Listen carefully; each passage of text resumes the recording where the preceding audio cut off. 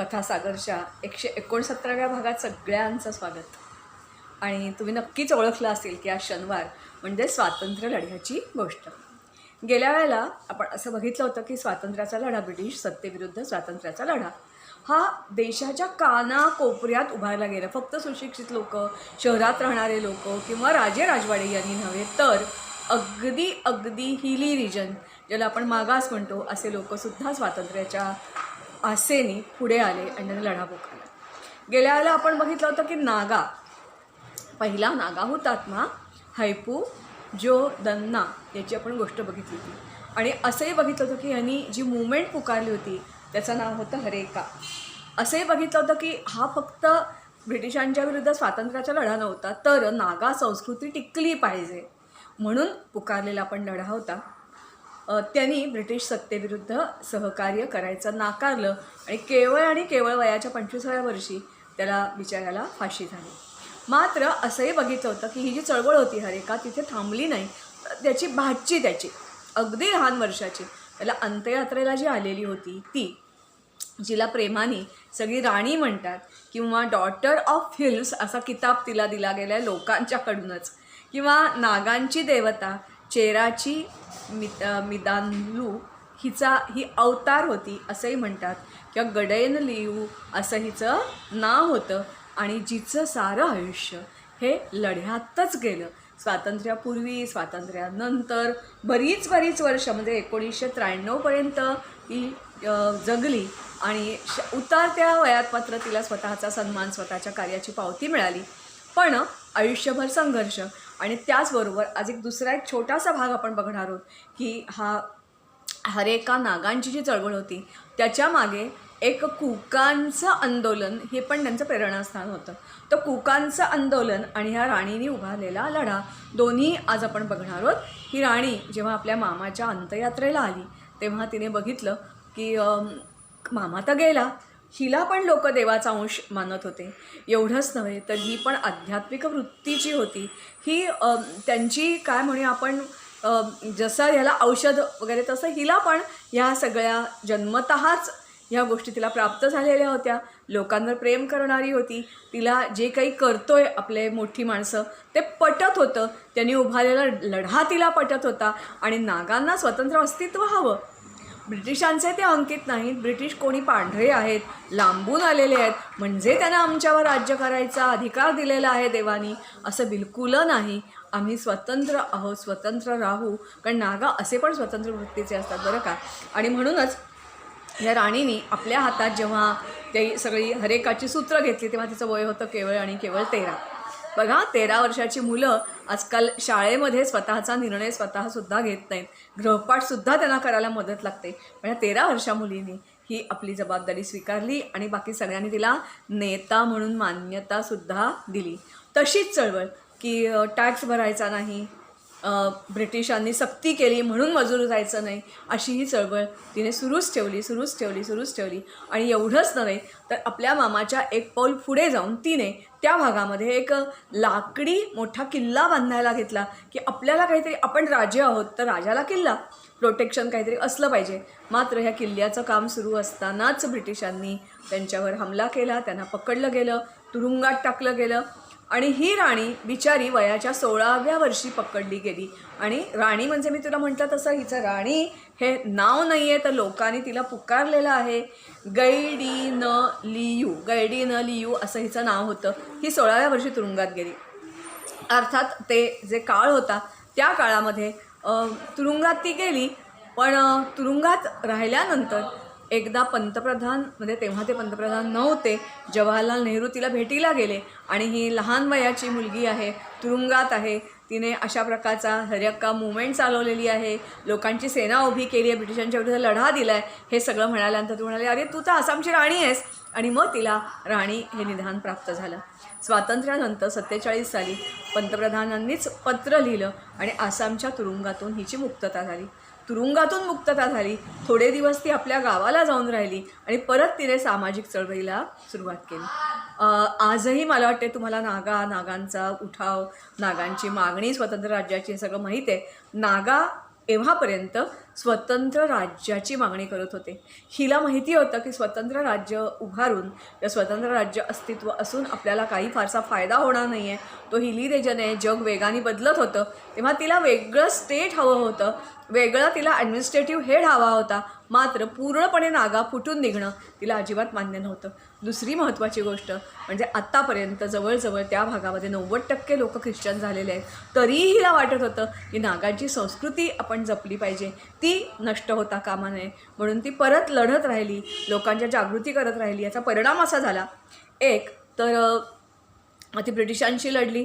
दोन, तिने ब्रिटिश नंतर तिला जे सोडायला मदत केली ती भारत सरकारने केली. ती आपल्या वेगळ्या राज्याच्या मागणीला विरोध करते आहे, म्हणजे ती सरकारची बाजू घेते आहे असं समजलं गेलं. त्यामुळे स्थानिक नागांनीसुद्धा हिच्यावर बहिष्कार घातला, हिला मारायच्या धमक्या यायला लागल्या, हिला फिरणं चालणं मुश्किल करून टाकलं.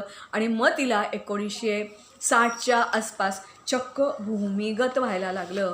भूमिगत राहून ती काम करायला लागली आणि भूमिगत राहून काम करता करता काही वर्ष अशीच गेली.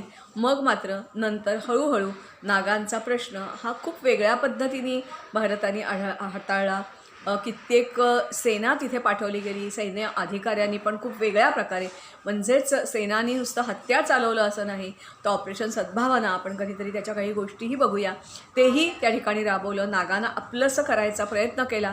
ते नागा म्हणायचे आम्ही प्रथम नागा आहोत. यांनी त्यांना सांगितलं की तुम्ही प्रथम भारतीय आहात, मग नागा आहात, मग ख्रिश्चन आहात, मग आणखीन कोणी आहात. आणि भारताशी नागा तुमचं पूर्वीचं नातं काय आहे? नागा आज निर्माण झालेले नाही आहेत ना.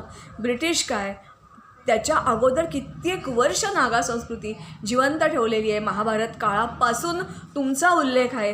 तुम्ही आमच्या राज्याचे, देशाचे अविभाजित भाग आहात हे त्यांच्या मनावर पटवून द्यायला सुरुवात केली. नागा चळवळ आता मंदावली. मला वाटते तुम्हाला कदाचित कारगिलच्या युद्धामध्ये नागा हुतात्मासुद्धा झालेला आहे आणि त्याचं मोठं स्मारक आज तिथे उभं आहे. ही जी राणी आहे ती अर्थातच तिला नंतर मग विवेकानंद केंद्र त्यांनी एक पुरस्कार दिला. तिला पद्मभूषण दिला गेला, ताम्रपट दिलं गेलं. आणि अगदी आत्ता रिसेंटली म्हणजे आपले गृहमंत्री तिथे गेले होते आणि हिच्या नावाचं एक म्युझियम त्या ठिकाणी उघडायचं आहे, जेणेकरून आपल्यासारख्या लोकांना जे नेहमी वाटतं की आम्ही सुशिक्षित शहरातले आणि हे आदिवासी म्हणजे खेडवळ अडाणी बावळट असं बिलकुल नाही आहे, त्यांचंसुद्धा आज जे आपण स्वातंत्र्य उपभोगतो आहे त्याच्यामध्ये कोणता हिस्सा किती वाटा आहे हे लोकांना कळावं यासाठी हे म्युझियम उभारलं जाणार आहे. आणि अर्थातच म्हातारपणी वयोवृद्ध होऊन 1993 साली तिला 1915ला जन्म, 1993 तिचा मृत्यू, वृद्धावस्थेत तिला शांतपणे मरण आलं. थोडंसं समाधान होतं, थोडंसं दुःखही होतं. आजूबाजूची परिस्थिती, नागांनी रस्ते अडवणं, आर्मीच्या लोकांना टार्गेट करणं हे तिला फारसं पटत नव्हतं.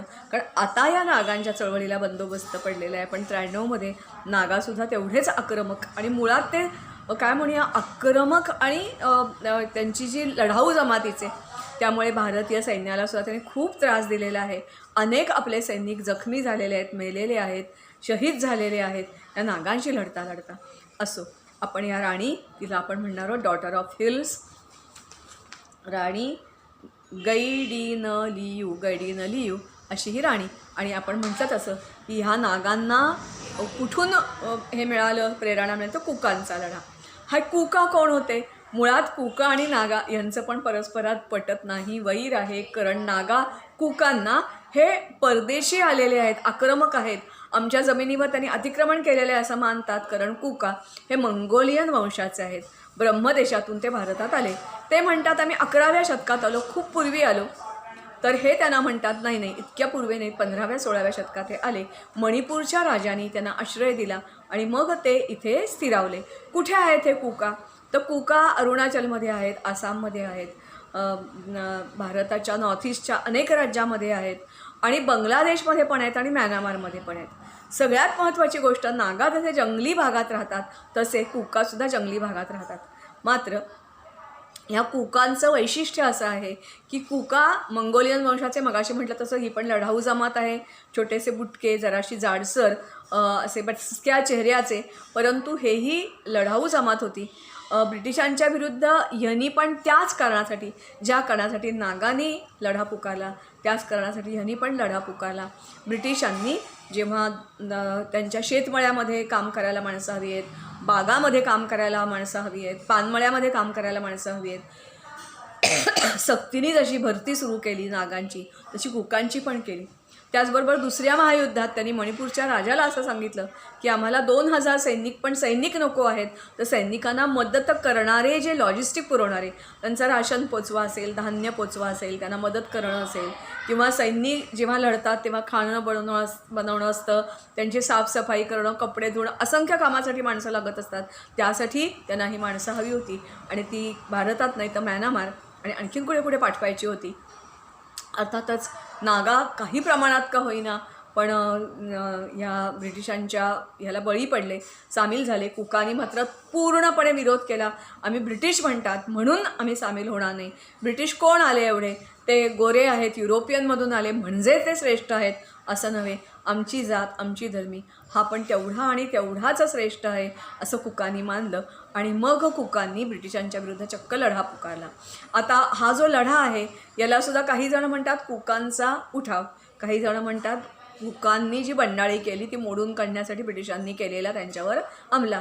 त्याला काही स्थानिक भाषेत नावं पण दिले गेलेली आहेत. काही का असेना पण 2च वर्ष 1917 ते 1919 2च वर्ष हा कुकांचा संघर्ष चालला. कुकांची संख्या त्या मानाने कमी आहे. मणिपूरमध्ये जो एक खालती सपाट भाग आहे, या सपाट भागामध्ये मैती जमातीचे लोक राहतात, जे जैन कृष्णाचे भक्त आहेत आणि त्याच्या आसपास ज्या सगळ्या टेकड्या आहेत त्याच्यावर हे नागा पण राहतात आणि कुका पण राहतात. मात्र हे जे कुका होते त्यांनी नेमकं काय केलं तर ब्रिटिशांनी त्या ठिकाणी छोट्या छोट्या वसाहती निर्माण केलेल्या होत्या. त्या वसाहतीवर चक्क हल्ले करायचे, गुरिला पद्धतीनं त्यांच्यावर चालून जायचं, कारण हे शिकारी वृत्तीचे त्यांचं काम आणि व्यवसायच मुळी तो. त्यामुळे उत्तम नेमबाज हे असे सगळे कुका होते आणि एका वेळेला तर त्यांनी जवळजवळ काही माणसं ब्रिटिशांची मारली. मग ब्रिटिशांनी आसाम रायफल नावाची एक पलटण पण उभारली. त्याच्यानंतरच्या काळामध्ये ह्यांनी जवळजवळ 15 खेडी ज्या ठिकाणी ब्रिटिशांची थोडीफार वस्ती होती ती जाळून टाकली आणि जवळजवळ 125 ब्रिटिश नागरिकांना मारलं. याच्यानंतर मात्र ब्रिटिश आता गप्प राहणं शक्य नव्हतं. कुका कितीही म्हटलं तरी ही छोटीशी जमात होती आणि त्या मनाने म्हणजे शस्त्रांच्या दृष्टिकोनातून ते मागास होते, हे सत्य होतं. त्यांच्याकडे ब्रिटिशांसारखी आत्तासारखी बंदूक, तोफा अशी शस्त्र नव्हती. खूप वेळ त्यांना लढा ठेवणं सुरू शक्यच नव्हतं. यांचा कोणी नेता होता असं नव्हे, तर सगळीच्या सगळी कुका जमात स्वातंत्र्यासाठी आम्ही तुमचे गुलाम नाही, तुम्हाला कर देणार नाही, तुमच्या सैन्यात किंवा तुमच्या सेवेत दाखल होणार नाही असा हा लढा देत राहिले. मात्र 19 सालानंतर ब्रिटिशांनी नीती जी वापरली ती खूप वेगळी वापरली. कोणत्या एखाद्या व्यक्तीला अटक केली किंवा तुरुंगात टाकलं असं नाही, तर त्यांनी चक्क या कुकांची झोडफोड केली. म्हणजेच त्यांना ज्याला म्हणतात की क्युम्युलेटिव्ह किंवा कलेक्टिव्ह अशा प्रकारची पनिशमेंट दिली. कलेक्टिव्ह पनिशमेंट दिली म्हणजे नेमकं काय केलं तर कुकांना जी वस्ती त्यांची एखाद्या ठिकाणी होती ती त्यांनी 6 ठिकाणी विभागली. काही कुकांना कंपल्सरी दुसऱ्या भागात पाठवून दिलं. काहींना म्यानमारमध्ये पाठवलं, काहींना आत्ता जो बांगलादेशमध्ये भाग गेलेला आहे त्यांच्या गारो, खाशी या टेकड्या तिकडे पाठवलं. असं वेगवेगळ्या ठिकाणी त्यांना पसरवून पाठवलं.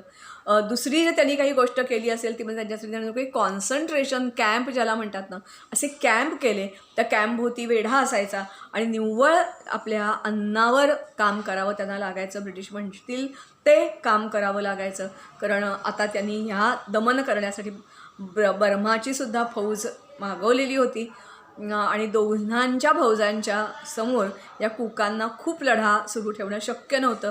शेवटी 19मध्ये यांचा लढा हा काय म्हणूया आपण त्याला बंद पाडला गेला आणि कुका हे विभागले गेले. देशभक्त कुका. मात्र नागांचं म्हणणं असं होतं की हे जे कुका आहे ते मूळचे आमच्या भूमीवर त्यांनी आक्रमण केलेलं आहे, त्यामुळे आजही कुका आणि नागा यांच्यामध्ये संघर्ष घडतात. जेव्हा 2017 साल उजाडलं तेव्हा कुकांना असं वाटलं की आम्ही स्वातंत्र्य लढा दिलेला आहे, स्वातंत्र्यासाठी संघर्ष केलेले आहे, तर आमचाही काहीतरी ते 100 झाली म्हणून कुठेतरी नोंद इतिहासात झाली पाहिजे म्हणून त्यांनी असे मोठे दगड बनवून घेतले आणि त्याच्यावर काही मजकूर लिहून ते काही ठिकाणी लावले. नागांनी ते उखडून लावायचा प्रयत्न केला. मणिपूर सरकारने सुरुवातीला मान्यता दिली, मात्र नंतर नागाच्या हिंसक जे आंदोलन पेटलं त्यांनासुद्धा मणिपूर सरकारला थोडीशी माघार घ्यावी लागली. आता कुका यांना मान्यता आपण अशी देतो की हे पण स्वातंत्र्य सैनिकच होते. ब्रिटिशांच्या विरुद्ध त्यांनी लढा दिलेला आहे. जर आपल्यावर अत्याचार करणारे आक्रमक मुघल हे जर स्वातंत्र्य सैनिक असतील तर हे कुका का नसणार? पण हे तर इथले मूळचे आदिवासी आहेत ना, कारण ब्रह्मदेशमधून आले, पण ब्रह्मदेश पण पूर्वी भारताचाच भाग होता, हे आपण विसरून चालणार नाही. दुसरी गोष्ट आपण लक्षात ठेवली पाहिजे की आजकाल मी सांगायला पाहिजे म्हणून नव्हे, तुम्ही सगळीजणं टी व्ही बघता, रेडिओ ऐकता, सगळं करता आणि आत्ता जे भारताच्या विरुद्ध भाषा बोलत आहेत त्यांचा जर लढा दडपायचा असेल तर ब्रिटिशांनी जशी कलेक्टिव्ह पनिशमेंट दिली ना, तशी कलेक्टिव्ह पनिशमेंट दिली पाहिजे. दुसऱ्याला पकडलं जाणं, मारलं जाणं किंवा त्याला तुरुंगात टाकणं हा उपाय होऊच शकत नाही. कारण भारतात जर शांती आणि समृद्धी असेल तरच भारताची प्रगती, जी घोडदौड सुरू आहे ती, आणि विश्वगुरूच्या पदापर्यंत भारत पोचू शकतो. हा एवढा धडा आपण घेतला तरी बास आहे. जशी ही राणी आणि हे कुका, तसे आजही स्वातंत्र्यावर प्रेम करणारी माणसं भारताला हवी आहेत. भारतावर प्रेम करणारी माणसं हवी आहेत.